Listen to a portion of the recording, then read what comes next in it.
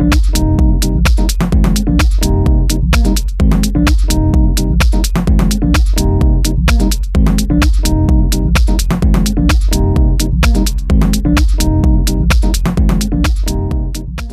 this edition of Lexington Now, I Was Here, Sanctuary Road, and a sense of place.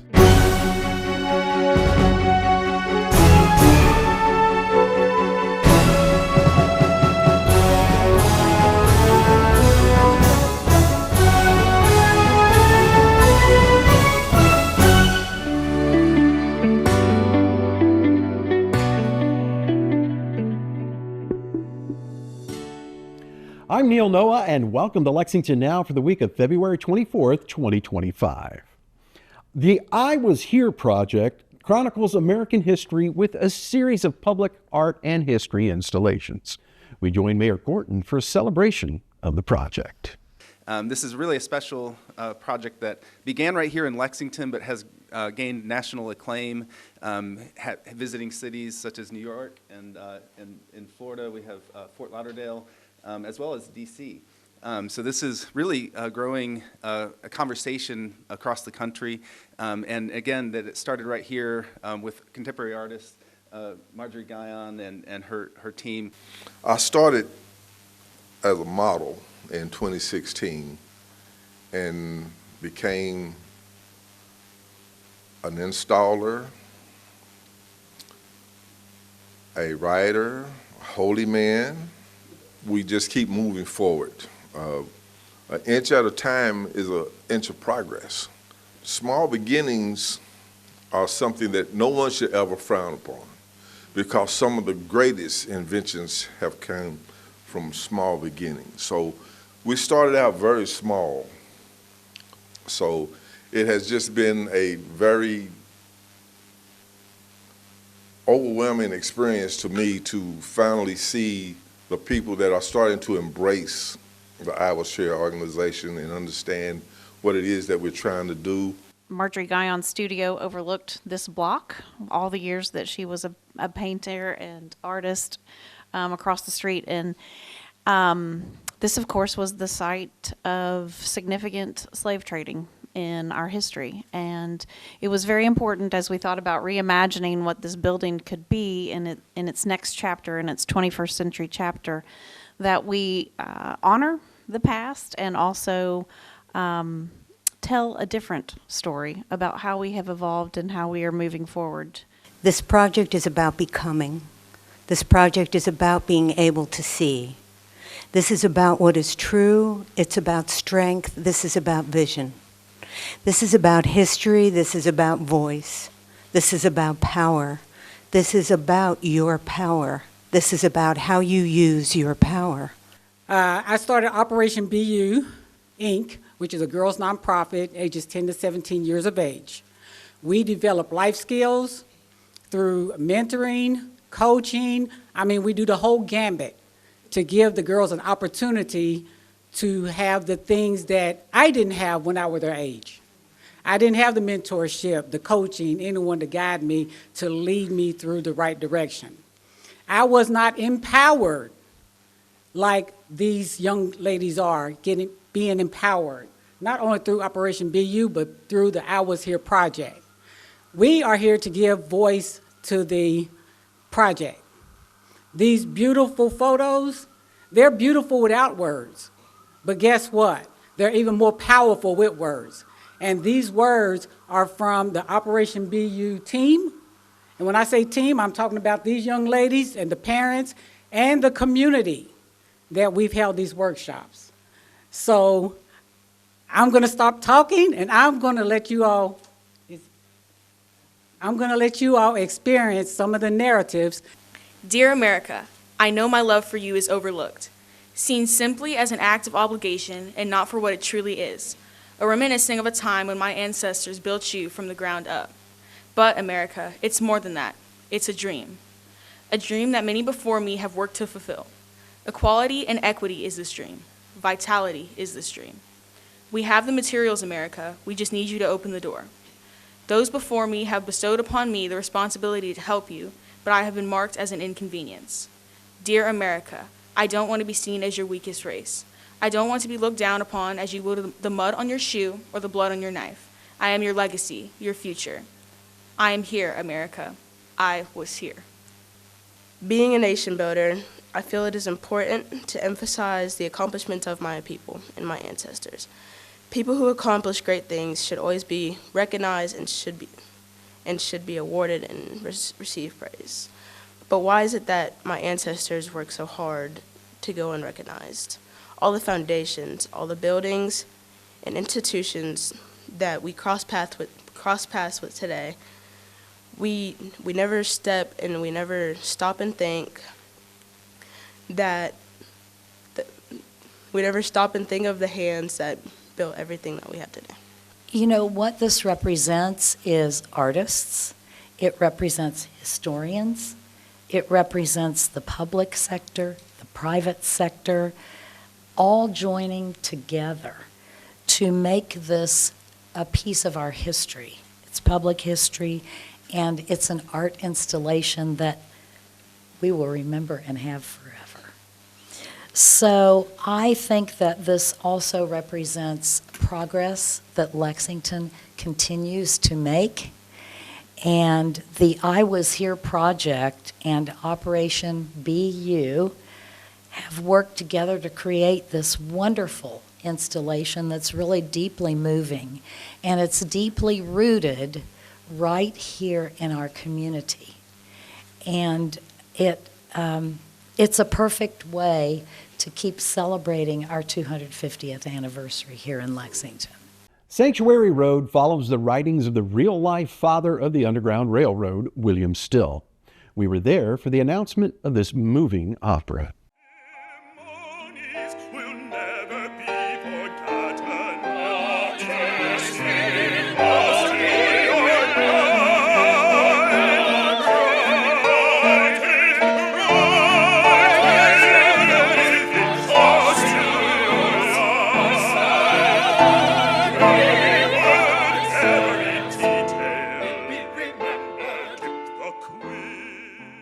We're here today to talk about a great 250 Lex partner event with the University of Kentucky Opera Theater.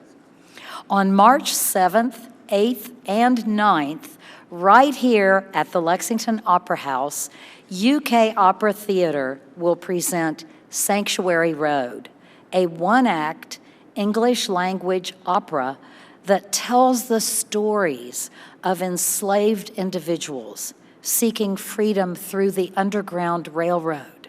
The story of Sanctuary Road brings to life the writings of William Still, the father of the Underground Railroad. One of his documented stories is of Peter Still, William's brother, who was sold into slavery here in Lexington.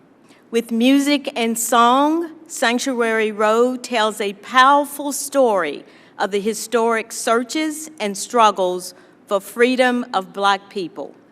As Lexington acknowledges 250 years, Sanctuary Road helps us tie together our own history, our own education, and with the arts. The Sanctuary Road now is a Lexington story, and it teaches us that each one of us has the opportunity to do the right thing at the right time. And that's what William Still was all about. My ancestors were all about connecting. The Underground Railroad is all about connections. It's about family, and family is just connection. I'm a family member of Kentucky, of Lexington. And so, you know, it's really difficult to talk about slavery or, you know, that history. Most people want to avoid it or put it to the side. But it gives us the opportunity to really show what we are made of, what Americans are made of. And all we are pure, positive, powerful, unlimited energy. If we can just see each other that way, and that's how William Still, the self-liberators, they were not slaves.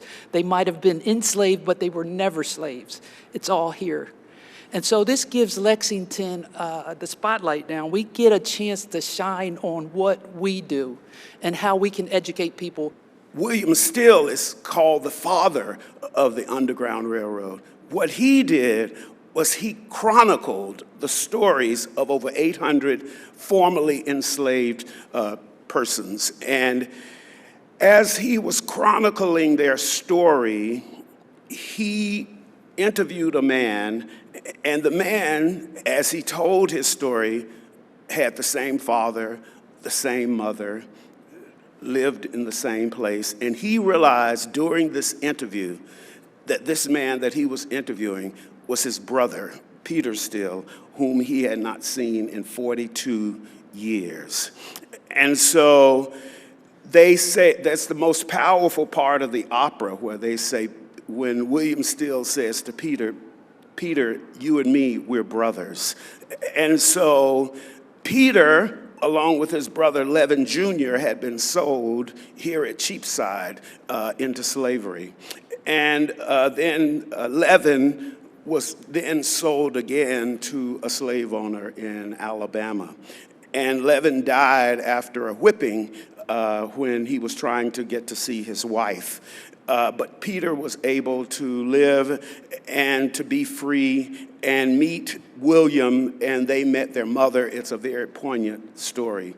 The opera is only 1 hour, and so we are planning to present the opera, and then we're going to present after the opera a talk back on stage, and we're very excited about that. We'll have Valerie Still here. We'll have the composer, the librettist will also be here. It's going to be a pretty big event. In a whisper, never too loud. Quietly, quietly, just a rumor. Too good to be true. Too good to be true. Too good to be true. Free are to be. A sense of place when we come back.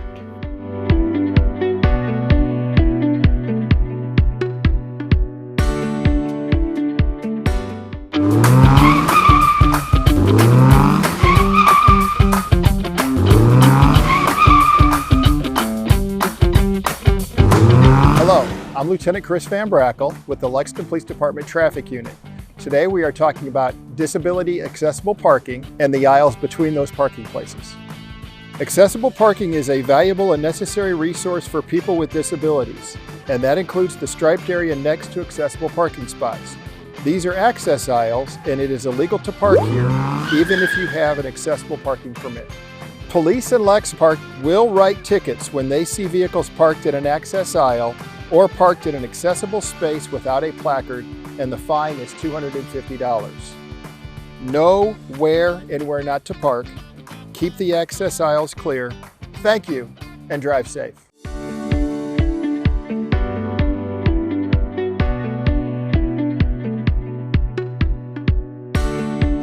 Welcome back to Lexington Now.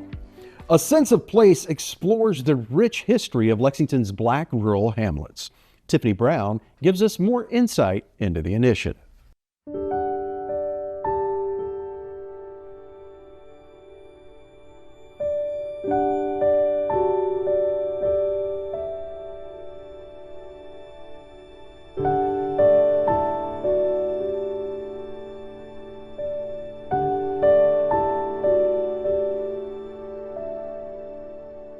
Hello everyone, I'm Tiffany Brown, Equity and Implementation Officer in the Mayor's Office and Chair of the A Sense of Place Committee. I'm here today to talk about A Sense of Place, an initiative dedicated to preserving the history of Lexington's rural Black hamlet and celebrating those that remain active today. More than 20 historic Black hamlets have been identified in Fayette County. Most are located in rural areas. Our historic hamlets have been and are home to generations of lived experiences, traditions, and culture. Houses, churches, schools, grocery stores, agricultural enterprises, and lodge halls for community gatherings were found in many hamlets. A Sense of Place is a partnership between community members with direct connection to our hamlets and the city of Lexington. Its goal is to raise awareness about what the hamlets represent and to identify steps that are needed to take to preserve their history. The A Sense of Place Committee includes local historian Yvonne Giles, local historian Calvin Graves, Executive Director of the Lexington History Museum Mandy Higgins, Cadentown resident Dr. Alvin Seals, Cadentown Baptist Church pastor Reverend Leon Slatter, and others. With support from members of the Cadentown community, A Sense of Place is currently raising funds for maintenance updates and programming of the Cadentown Rosenwald School and property located at 705 Caden Lane. In the early 2000s, members of the Cadentown community worked with the city to preserve the school. In the early 20th century, Rosenwald schools were found across the South, serving rural Black children and families during segregation. Many of the buildings have been destroyed. Lexington is proud that the Cadentown School still stands and wants to preserve the history and significance that so many of these schools have had in our hamlet communities. The funds will complete the restoration of the school and upgrade the historic cemetery and church building. The school will permanently house artifacts that tell the story of Lexington's hamlet. We hope you will join us.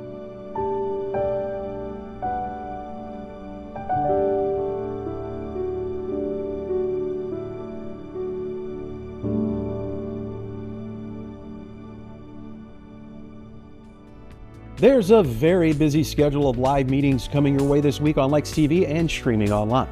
But remember, you can also find the most up-to-date information on non-televised city business at lexingtonky.gov. Here's this week's meeting coverage.